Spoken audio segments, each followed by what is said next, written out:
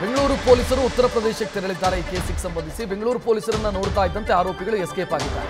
ಉತ್ತರ ಪ್ರದೇಶದ ಜೋನ್ಪುರ ತಲುಪಿದ್ದಾರೆ ಮಾರತಹಳ್ಳಿ ಪೊಲೀಸರು ಬರ್ತಾರೆ ಅಂತ ಗೊತ್ತಾದ ತಕ್ಷಣ ಬೈಕ್ನಲ್ಲಿ ಎಸ್ಕೇಪ್ ಆಗಿದೆ ನಿಖಿತಾ ಅಂಡ್ ಫ್ಯಾಮಿಲಿ ನಿಖಿತಾ ಅವರ ತಾಯಿ ನಿಶಾ ಸೋದರ ಅನುರಾಗ್ ಎಸ್ಕೇಪ್ ಆಗಿದ್ದಾರೆ ಮನೆಗೆ ಬೀಗ ಹಾಕೊಂಡು ರಾತ್ರಿಯೇ ಬೈಕಲ್ಲಿ ಆರೋಪಿಗಳು ಎಸ್ಕೇಪ್ ಆಗಿದ್ದಾರೆ ಅವರ ಮನೆಯಿಂದ ಮಾರತಹಳ್ಳಿ ಸ್ಟೇಷನ್ ಅಲ್ಲಿ ಬಿಎನ್ಎಸ್ ಸೆಕ್ಷನ್ 108 ಅಡಿಯಲ್ಲಿ ಕೇಸು ದಾಖಲಾಗಿದೆ ಇದರ ಬೆನ್ನಿಗೆ ಪೊಲೀಸರು ಉತ್ತರ ಪ್ರದೇಶಕ್ಕೆ ತೆರಳಿದ್ದಾರೆ ಬೆಂಗಳೂರಿನ ಪೊಲೀಸರು ಉತ್ತರ ಪ್ರದೇಶಕ್ಕೆ ತೆರಳಿದ್ದಾರೆ ಪೊಲೀಸರು ಬರ್ತಿದ್ದಾರೆ ಅನ್ನೋದು ಗೊತ್ತಾಗ್ತಾ ಇದ್ದಂತೆ ಆರೋಪಿಗಳು ಬೈಕಲ್ಲಿ ಎಸ್ಕೇಪ್ ಆಗಿದ್ದಾರೆ ಆ ದೃಶ್ಯವನ್ನ ಕೂಡ ನೀವು ಗಮನಿಸ್ತಾ ಇದ್ದೀರಿ ಬೈಕಲ್ಲಿ ಎಸ್ಕೇಪ್ ಆಗಿದ್ದಾರೆ ಮನೆಗೆ ಬೀಗ ಹಾಕೊಂಡು ಎಸ್ಕೇಪ್ ಆಗಿದ್ದಾರೆ ಅನ್ನುವಂಥ ಡೀಟೇಲ್ ಲಭ್ಯ ಆಗ್ತಾ ಇರೋದು ಸಂಬಂಧಿಸಿದಂತ ದೃಶ್ಯವೂ ಕೂಡ ಲಭ್ಯ ಆಗಿದೆ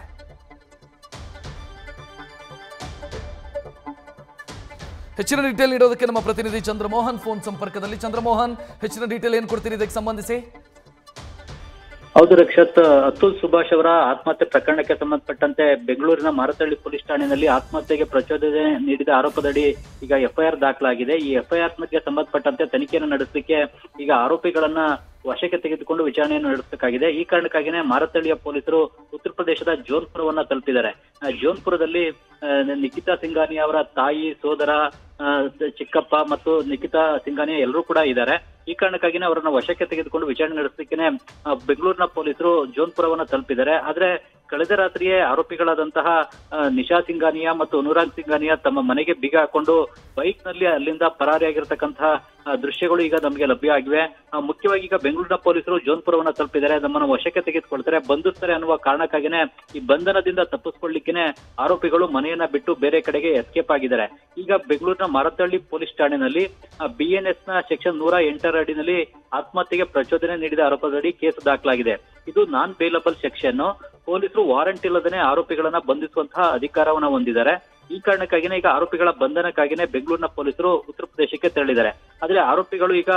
ಬೆಂಗಳೂರಿನ ಪೊಲೀಸರ ಕೈಗೆ ಸಿಗದೇನೆ ತಮ್ಮ ಮನೆಗೇನೆ ಬೀಗ ಹಾಕೊಂಡು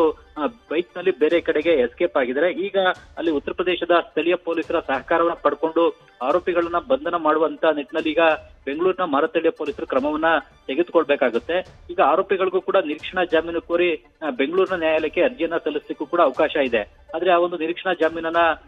ಅರ್ಜಿಯನ್ನ ಸಲ್ಲಿಸಿದಾರ ಇಲ್ವಾ ಅನ್ನೋದ್ರ ಬಗ್ಗೆ ಯಾವುದೇ ಮಾಹಿತಿ ಈಗ ಸದ್ಯಕ್ಕೆ ಲಭ್ಯವಾಗಿಲ್ಲ ಆದ್ರೆ ಈಗ ಆರೋಪಿಗಳೇ ತಮ್ಮ ಮನೆಯನ್ನ ಬಿಟ್ಟು ಬೇರೆ ಕಡೆಗೆ ಎಸ್ಕೇಪ್ ಆಗಿದ್ದಾರೆ ಹೀಗಾಗಿ ಇದ್ರ ಬಗ್ಗೆ ಈಗ ಪೊಲೀಸರು ತನಿಖೆಯನ್ನು ನಡೆಸಬೇಕಾಗುತ್ತೆ ಮತ್ತು ಸ್ಥಳೀಯ ಪೊಲೀಸರ ನೆರವನ್ನ ಪಡ್ಕೊಂಡು ಆರೋಪಿಗಳನ್ನ ಬಂಧನ ಮಾಡುವಂತ ನಿಟ್ಟಿನಲ್ಲೂ ಕೂಡ ಈಗ ಕ್ರಮವನ್ನ ತೆಗೆದುಕೊಳ್ಬೇಕಾಗಿದೆ ಮುಖ್ಯವಾಗಿ ಈಗ ಜೆಂಡರ್ ನ್ಯೂಟ್ರಲ್ ಕಾನೂನುಗಳನ್ನು ಕೂಡ ಜಾರಿಗೆ ತರಬೇಕು ಅಂತ ಹೇಳಿ ಈಗ ಜನರು ಕೂಡ ಒತ್ತಾಯವನ್ನ ಮಾಡ್ತಾ ಇದ್ದಾರೆ ಈಗ ಕಾನೂನುಗಳು ಸ್ತ್ರೀಯರ ಪರವಾಗಿ ಮಾತ್ರ ಇವೆ ಈಗ ಪುರುಷರು ನೊಂದಂತ ಸಂದರ್ಭದಲ್ಲಿ ಅವರಿಗೆ ರಕ್ಷಣೆ ಅಥವಾ ನ್ಯಾಯ ಸಿಗುವಂತ ನಿಟ್ಟಿನಲ್ಲೂ ಕೂಡ ಕಾನೂನುಗಳಿರ್ಬೇಕು ಕಾನೂನುಗಳು ಪಕ್ಷಪಾತಿ ಆಗಿರಬಾರ್ದು ಕಾನೂನುಗಳು ಪುರುಷ ಪರವಾಗೂ ಕೂಡ ಇರಬೇಕು ಮಹಿಳೆಯರ ಪರವಾಗೂ ಕೂಡ ಇರಬೇಕು ಈಗ ಇರುವಂತಹ ಕಾನೂನುಗಳು ಕೇವಲ ಮಹಿಳೆಯರಿಗೆ ಹೆಚ್ಚಿನ ರಕ್ಷಣೆಯನ್ನು ಕೊಟ್ಟು ಪುರುಷರನ್ನ ಈಗ ಸಂಕಷ್ಟಕ್ಕೆ ದೂಡ್ತಾ ಇವೆ ಕೌಟುಂಬಿಕ ವ್ಯವಸ್ಥೆ ಹಾಳಾಗ್ಲಿಕ್ಕೆ ಮಹಿಳೆಯರು ಈಗ ಕಾನೂನನ್ನ ದುರ್ಬಳಕೆ ಮಾಡ್ಕೊಳ್ತಾ ಇರತಕ್ಕಂಥದ್ದು ಕೂಡ ಕಾರಣ ಆಗಿದೆ ಈಗ ಡೊಮೆಸ್ಟಿಕ್ ವೈಲೆನ್ಸ್ ಆಕ್ಟ್ ಆಗ್ಬೋದು ಅಥವಾ ಡೌರಿ ನಿಷೇಧ ಕಾಯ್ದೆ ಆಗ್ಬೋದು ಇವೆಲ್ಲವೂ ಕೂಡ ದುರುಪಯೋಗ ಆಗ್ತಾ ಇವೆ ಈ ರೀತಿ ಕಾಯ್ದೆಗಳು ದುರುಪಯೋಗ ಆಗದಂತ ನಿಟ್ಟಿನಲ್ಲೂ ಕೂಡ ಕಾನೂನನ್ನ ರೂಪಿಸಬೇಕು ಪುರುಷರ ರಕ್ಷಣೆಗೂ ಕೂಡ ಕಾನೂನುಗಳನ್ನ ಜಾರಿಗೆ ತರಬೇಕು ಪುರುಷ ರಕ್ಷಣಾ ಆಯೋಗವನ್ನು ಕೂಡ ಈಗ ಅಸ್ತಿತ್ವಕ್ಕೆ ತರಬೇಕು ಅನ್ನೋ ಒಂದು ಒತ್ತಾಯವನ್ನು ಕೂಡ ಈಗ ಜನರು ಮತ್ತು ಬೇರೆ ಬೇರೆ ಸಂಘಟನೆಗಳು ಕೂಡ ಮಾಡ್ತಾ ಇವೆ ಮುಖ್ಯವಾಗಿ ಡೊಮೆಸ್ಟಿಕ್ ವೈಲೆನ್ಸ್ ಆಕ್ಟ್ ಅನ್ನ ಈ ಹಿಂದೆ ಯುಪಿಎ ಸರ್ಕಾರದ ಅವಧಿಯಲ್ಲಿ 2005 ಮತ್ತು 6ರಲ್ಲಿ ಜಾರಿಗೆ ತರಲಾಗಿತ್ತು ಆಗ ಕೇಂದ್ರದಲ್ಲಿ ಮಹಿಳಾ ಮತ್ತು ಮಕ್ಕಳ ಕಲ್ಯಾಣ ಖಾತೆ ಸಚಿವರಾಗಿದ್ದವರು ರೇಣುಕಾ ಚೌಧರಿ ಆಗ ರೇಣುಕಾ ಚೌಧರಿ ಅವರು ಕಾಯ್ದೆಯನ್ನು ಬಲವಾಗಿ ಸಮರ್ಥನೆಯನ್ನ ಮಾಡ್ಕೊಂಡಿದ್ರು ಆದ್ರೆ ಈಗ ಈ ಕಾಯ್ದೆ ದುರುಪಯೋಗ ಆಗ್ತಾ ಇದೆ ದುರ್ಬಳಕೆ ಆಗ್ತಾ ಇದೆ ಅನ್ನೋ ಒಂದು ಆರೋಪಗಳು ಕೇಳಿ ಬರ್ತಾ ಇವೆ ಜೊತೆಗೆ ಅನೇಕ ಪ್ರಕರಣಗಳು ಕೂಡ ನಮ್ಮ ಕಣ್ಣ ಮುಂದೆ ಇವೆ ಅತುಲ್ ಸುಭಾಷ್ ಪ್ರಕರಣ ಕೂಡ ಇದಕ್ಕೊಂದು ಉತ್ತಮ ಉದಾಹರಣೆ ಇಲ್ಲಿ ಪತ್ನಿನೇ ಈ ಡೊಮೆಸ್ಟಿಕ್ ವೈಲೆನ್ಸ್ ಆಕ್ಟ್ ಅನ್ನ ಜೊತೆಗೆ ಡೌರಿ ಪ್ರೊಹಿಬಿಷನ್ ಆಕ್ಟ್ ಅನ್ನ ಎರಡನ್ನೂ ಕೂಡ ದುರ್ಬಳಕೆಯನ್ನ ಮಾಡ್ಕೊಂಡಿದ್ದಾರೆ ಹೀಗಾಗಿನೇ ಈ ಅತುಲ್ ಸುಭಾಷ್ ಆತ್ಮಹತ್ಯೆ ಪ್ರಕರಣ ಕೂಡ ನಮ್ಮ ಸಮಾಜಕ್ಕೆ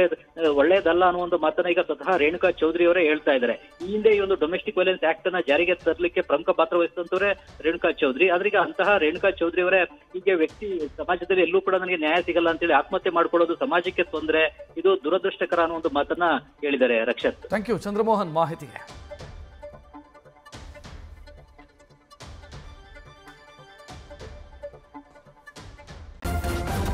ನ್ಯೂಸ್ ಫಸ್ಟ್ ನಿರ್ಭೀತಿಯಿಂದ ನಿಮ್ಮ ಪರವಾಗಿ